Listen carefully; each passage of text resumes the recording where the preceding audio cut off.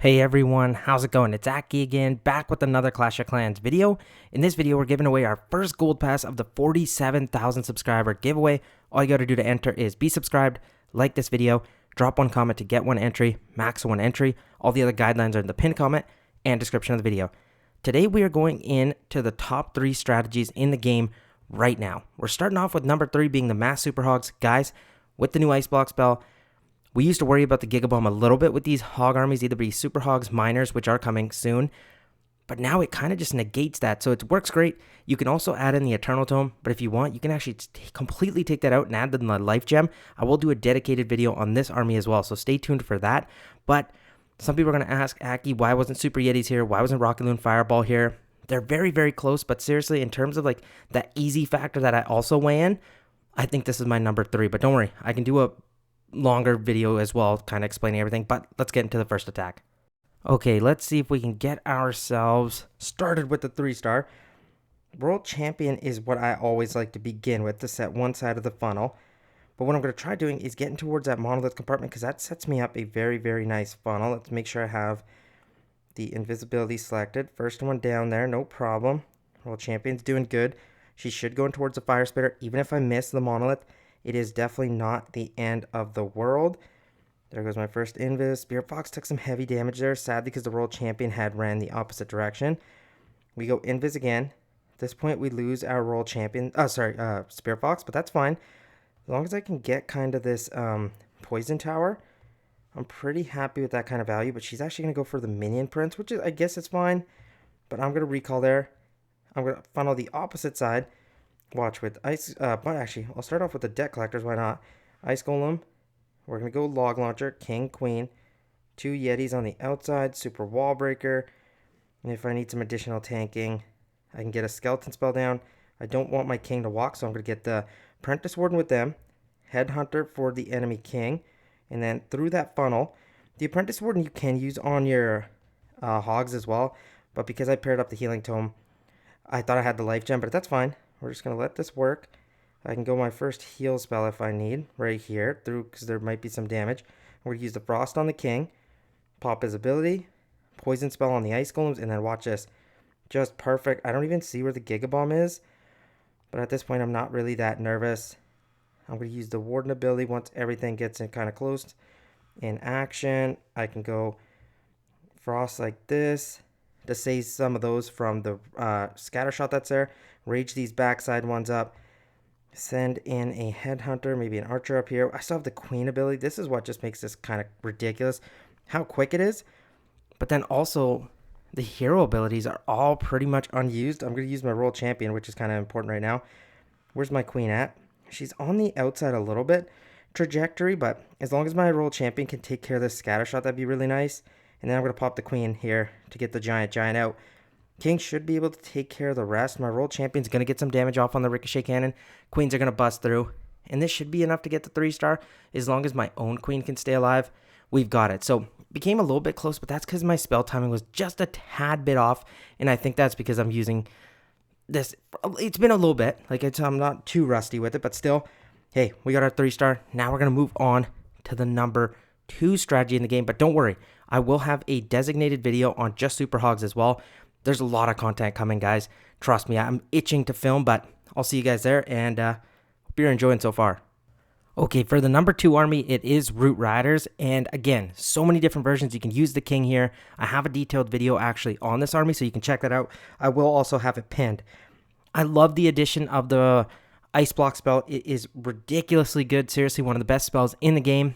For the Warden, I'm using the Healing Tome here, but you're okay to use the Rage Gem if you like. Heck, I've even played around with the Life Gem. Okay, but let's set a funnel here. And you know, if we go in towards this single target Inferno, I'm not mad at that, but even, you know what, we'll see. I'm also trying to debate if we should go down here where the Rage is, or the Gigabomb is, but we'll see. I think the top side might work best for me right here. World Champion's going to make her way in. You know what? There's not too much damage here. So I'm actually going to use this invisibility. Oh, what a bad invisibility, dude. My World Champion did end up actually going in towards the Inferno. Oh, that was sucky, but it's okay. We kind of canceled off that saving I did, but you know what? We could have been even better off. Still fine, though. World Champion's doing good. She might go down here because she's going to take some damage. Let me be careful. Once we set off this Rage Tower, I think I am just going to recall because I'm fine with that value. Opposite side, we're going to go Queen. We're going to go the Siege Barracks. We're going to go just a bunch of deck collectors. Super Wall Breaker. And at this point, yeah, I'm just going to let this kind of work. Super Barbs. And then from the top side, we're going to build our push with everything. Let's get the Loons, Healers, Valkyries, Apprentice Warden. Rest of my healers almost didn't. It's okay, though. Let's get the Minion Prince in. Queen's doing great.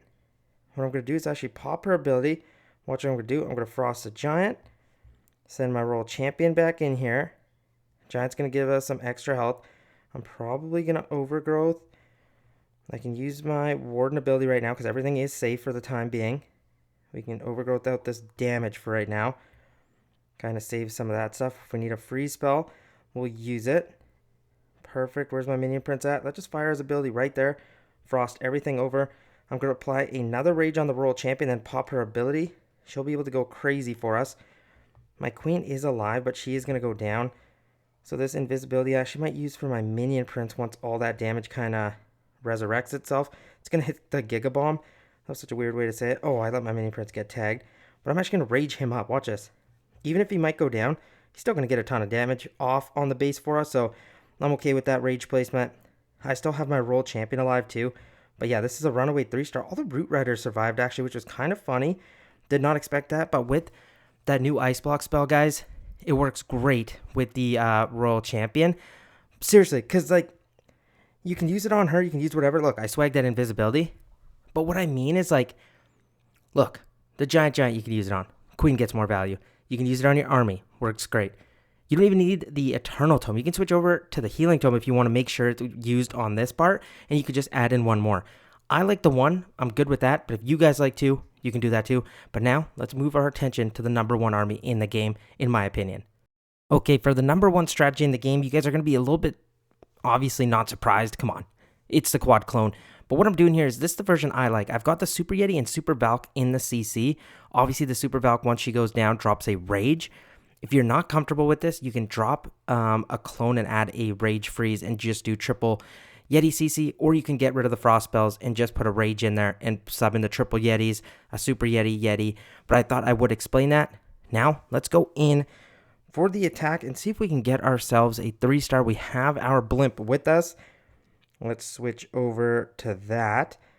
We have an invisibility tower, which is fine. I can snipe that out. And then remember, we just want to get that in. So I'm going to go like here. Boom.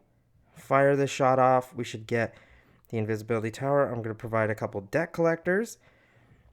Deck collectors at the opposite side with the Royal Champion. I like to use a Frost on the Giant to keep it alive. And then I'm going to get some dragons in here. Should have had the balloons down first, but that's okay. This is the combination. I'm still using the Eternal Tome, but you can switch over to something else if you want. Whatever you like. Again, look, we want the Giant to live longer. All good. We're going to delay the Blimp and Minion Prince. Then we are going to use this Warden ability right now. Look at that. And this is going to be absolutely perfect. Pop the Minion Prince ability. Make sure this Blimp makes it in there. But look, it's stuck in this Warden ability. Now it's going to crash down. That's fine. We're going to get all those Super Yetis in there. You know what? I messed up. I obviously needed to wait for the Valk. I dropped it anyway. Don't care because we're going to have a ton of value. Look at the Giant still alive throughout and makes my Queen last even longer. And at this point, it's just cleanup. We have our Minion Prince alive. We have Super Valks running everywhere. And now Dragons at the bottom side for cleanup. But we don't have to worry because our Minion Prince is going to snipe out that last air defense. At this point, come on. What's a Ricochet Cannon going to do? My Queen's going to survive. And this base is done for, guys. It's that multi-gear tower. That's the last thing that can hurt us, but even that, it's not really going to do too much. Warden, Queen, Minion Prince, all alive with like 1, 2, 3, 4, 5, 6-ish dragons down there. Still have a Super Yeti from the CC, which is, come on, that's just hilarious. Almost right there at that 90-second buffer, like this strategy usually does. You'll never time fail with it. One of the best in the game and #1 in my opinion, and you can use so many different versions of it, which I will have another complete detailed video of like 8 attacks with just this strategy, and I'll show you so many different versions, so stay tuned for that. But thank you guys for watching. Remember to join for the first gold pass of the 47,000 subscriber giveaway. All the rules are in the pinned comment and description of the video. I will see you guys again very soon.